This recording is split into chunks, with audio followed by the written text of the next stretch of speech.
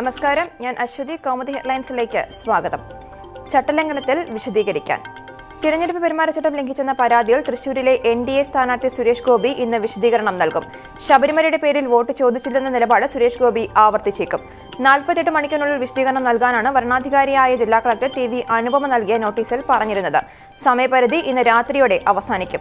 ശബരിമലയുടെ പേരിൽ വോട്ട് ചോദിക്കരുത് എന്ന മുഖ്യ തിരഞ്ഞെടുപ്പ് കമ്മീഷണറുടെ നിർദ്ദേശം സുരേഷ് ഗോപി ലംഘിച്ചുവെന്നാണ് നോട്ടീസിൽ പറഞ്ഞിരുന്നത്. ഇന്നലെ സുരേഷ് ഗോപിയുടേത് ചട്ടലംഘനമെന്ന് മുഖ്യ തിരഞ്ഞെടുപ്പ് ഓഫീസറും കണ്ടെത്തിയിരുന്നു. തിരഞ്ഞെടുപ്പ് ചൂടിൽ സംസ്ഥാനത്തെ ലോക്സഭാ തെരഞ്ഞെടുപ്പിൽ മത്സരിക്കുന്ന സ്ഥാനാർത്ഥികളുടെ അന്തിമ ചിത്രം ഇന്ന് വ്യക്തമാകും. നാമനിർദ്ദേശ പത്രിക പിൻവലിക്കാനുള്ള അവസാന സമയം ഇന്ന് 5 മണിവരെ. സൂക്ഷ്മ പരിശോധനയ്ക്ക് ശേഷം അംഗീകരിച്ചത് 242 സ്ഥാനാർത്ഥി പത്രികകൾ.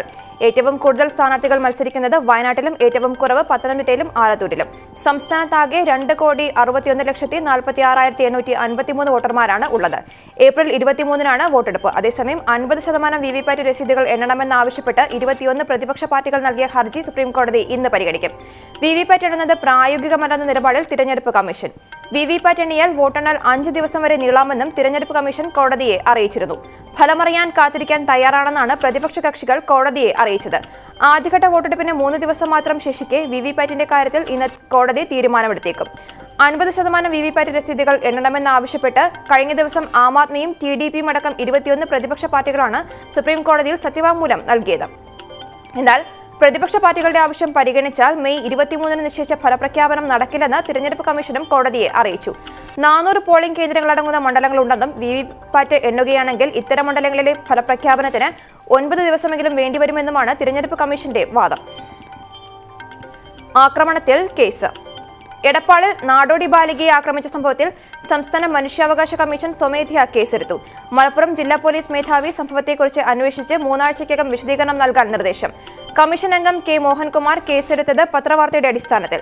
കുട്ടികൾക്ക് നേരെ വർദ്ധിച്ചുവരുന്ന ആക്രമണങ്ങൾ തടയുന്നതിന് സ്വീകരിച്ച നടപടികൾ അറിയിക്കാൻ മലപ്പുറം ജില്ലാ കളക്ടർക്കും കമ്മീഷന്റെ നിർദ്ദേശം. ബാലികയെ മർദ്ദിച്ചത് CPM പ്രാദേശിക നേതാവും മുൻ പഞ്ചായത്ത് പ്രസിഡന്റുമായ രാഘവൻ. ക്രൂരമർദ്ദനമേറ്റത് എടപ്പാളിൽ ആക്രി സാധനങ്ങൾ പെറുക്കിവിറ്റ് ഉപജീവനം നടത്തുന്ന കുടുംബത്തിലെ പെൺകുട്ടിക്ക്. ആക്രി പെറുക്കരുത് എന്ന് പറഞ്ഞ് കേട്ടില്ല എന്ന് ആരോപിച്ച് കയ്യിലുണ്ടായിരുന്ന ചാക്ക് വാങ്ങി തലയ്ക്കടിക്കുകയായിരുന്നുവെന്ന് പെൺകുട്ടി മൊഴി നൽകി. ചാക്കിനകത്ത് ഇരുമ്പ് കഷ്ണം കൊണ്ട് കുട്ടിയുടെ നെറ്റിയിൽ ആഴത്തിൽ മുറിവേറ്റിരുന്നു. സഹ്റൻപൂരിനായി കോൺഗ്രസ്. തിരഞ്ഞെടുപ്പ് പടിവാതിൽക്കൽ എത്തി നിൽക്കെ പ്രചരണം കൊഴുപ്പിച്ച് മുന്നണികൾ. കോൺഗ്രസ് അധ്യക്ഷൻ രാഹുൽ ഗാന്ധിയും AICC ജനറൽ സെക്രട്ടറി പ്രിയങ്ക ഗാന്ധിയും ഇന്ന് ഉത്തർപ്രദേശിൽ 2 റാലികളിൽ പങ്കെടുക്കും. ഇരുവരും എത്തുന്നത് ഇന്നലെ SP-BSP സഖ്യത്തിന്റെ ആദ്യ യോഗം നടന്ന സഹ്റൻപൂരിൽ. കോൺഗ്രസ് ജനറൽ സെക്രട്ടറി സ്ഥാനം പ്രിയങ്ക ഏറ്റെടുത്ത ശേഷം ഇരുവരും ഒരുമിച്ച് UPയിൽ നടത്തുന്ന ആദ്യ തിരഞ്ഞെടുപ്പ് പര്യടനം കൂടിയാണിത്. കിഴക്കൻ ഉത്തർപ്രദേശിന്റെ ചുമതലയുള്ള ജ്യോതിരാദിത്യ സിന്ധ്യയും രാഹുലിനും പ്രിയങ്കയ്ക്കുമൊപ്പം റാലിയിൽ പങ്കെടുക്കും. പ്രധാനമന്ത്രി നരേന്ദ്രമോദിക്കെതിരെ പരാമർശങ്ങൾ നടത്തിയതിന് നിയമ നടപടി നേരിട്ട ഇമ്രാൻ മസൂദാണ് സഹ്റൻപൂരിലെ കോൺഗ്രസ് സ്ഥാനാർത്ഥി. ന്യൂനപക്ഷ വോട്ട് നിർണായകമായ മണ്ഡലത്തിൽ മുസ്ലിം വോട്ടുകൾ കോൺഗ്രസിന് നൽകി ഭിന്നിപ്പിക്കുന്നത് BJPക്ക് ഗുണം ചെയ്യുമെന്ന് ഇന്നലെ SP-BSP റാലിയിൽ മായാവതി പറഞ്ഞിരുന്നു. CBI തേടി ദിലീപ്. നടിയെ ആക്രമിച്ച കേസിൽ CBI അന്വേഷണം ആവശ്യപ്പെട്ട് നടൻ ദിലീപ് സമർപ്പിച്ച ഹർജി ഹൈക്കോടതി ഡിവിഷൻ ബെഞ്ച് ഇന്ന് പരിഗണിക്കും. നേരത്തെ ഇതേ ആവശ്യം സിംഗിൾ ബെഞ്ച് തള്ളിയിരുന്നു. ഇത് ചോദ്യം ചെയ്താണ് ദിലീപ് ഡിവിഷൻ ബെഞ്ചിൽ അപ്പീൽ നൽകിയത്. തനിക്കെതിരായ തെളിവുകൾ അന്വേഷണ സംഘം കെട്ടിച്ചമച്ചതാണെന്നും അത് തെളിയിക്കാൻ കേന്ദ്ര ഏജൻസിയുടെ അന്വേഷണം വേണമെന്നുമാണ് ദിലീപിന്റെ ആവശ്യം.